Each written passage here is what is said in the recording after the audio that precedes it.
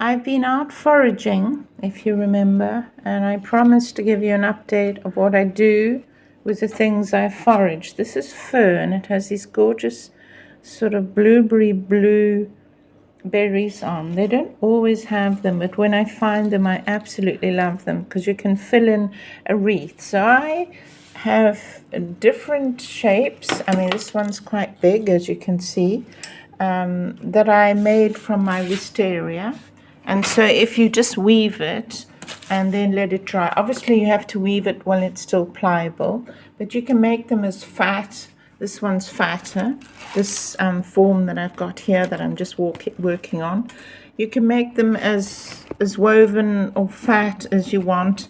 This big one, I put a lot of greenery and I put all the laurel leaves, which I'll show you now. And so I don't want it to be fat because it's going to be about that fat with all the laurel leaves and the ivy and everything I put in.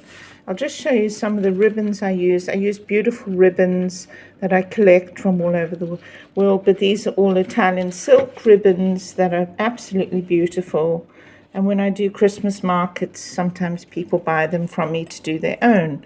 These are just baubles that are all vintage, that are made by hand. Love them with the Italian theme. I did this all last year with beautiful Tuscan ribbons. These are beautiful silk ribbons which have the edging so you can mold them a bit.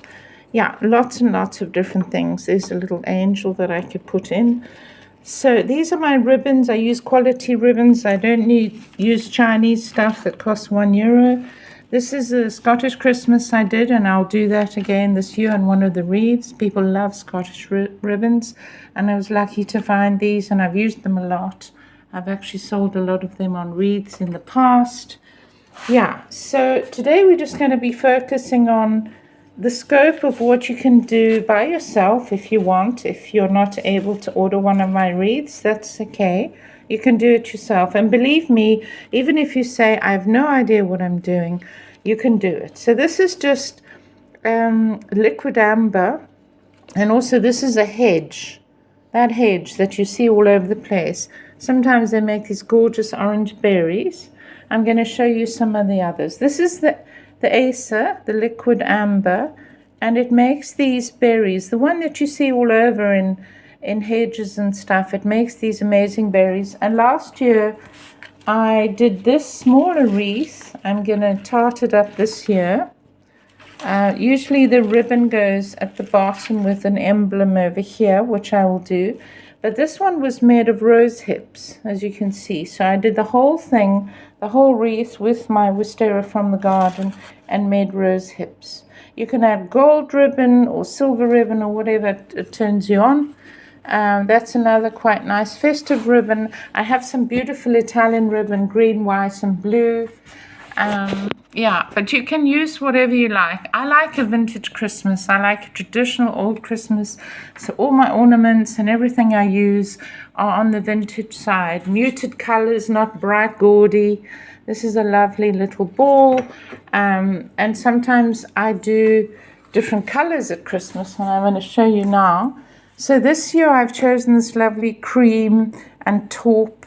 You don't always have to go gaudy. I have this lovely lamp that I light. It's a candle lamp, but I love these poinsettias. So they are made of hessian. I use them over and over, and I've even made some others. You can make a whole wreath out of them if you have a big enough form. You can just put them all around.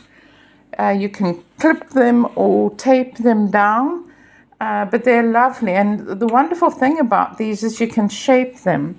But whatever you have going, you can make these out of card. You could make these out of hessian if you wanted.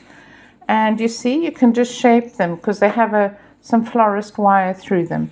Now, what's invaluable when you're doing any kind of wreath work or any kind of Christmas decoration is you need florist wire. And florist wire is malleable. I have green, I have all the colors here, but you can just get normal florist wire, buy it in your florist, and it helps you enormously. It can stiffen up ribbons, it can do whatever. This is a particularly beautiful one from Firenze, which has all the cherubini on it.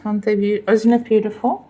If you wanted a more goldy, sort of rich Christmas, and you can combine it with the fleur-de-lis, whatever color scheme you're going for. But what I'm going to do now is take you outside, if I can squeeze past here.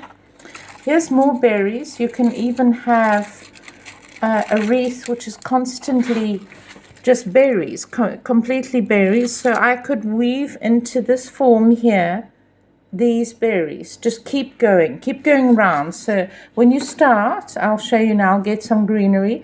You pack it up, so you don't just go all the way around bit. You pack it tightly. If you're using laurel leaves or bay leaves, which I use a lot, then you pack them tightly so they make the form nice, and then you can slip in a little bit of berry if you want it mostly green. Later on, that'll be next week, I will actually show you my finished wreaths because I have 2 orders, so I'll give you a look. But at the moment, if you would just like berries and you don't want to go green, you can do that too. You can fill this whole mold by just stacking berries. This has a bit of a country feel, a gingham ribbon. And these are ginkgo biloba. You can also add a little touch of yellow there if you want more autumnal shades. And then you add this gorgeous tartan gold and red. Look at that ribbon with those colors. Isn't it lovely? So, I mean, you can just go whatever direction you want to go, really. You can also get, I mean, this is a form that has some berries on it, but this is a heart form. And then I just do this up with a lot of green, and the berries just sit in there.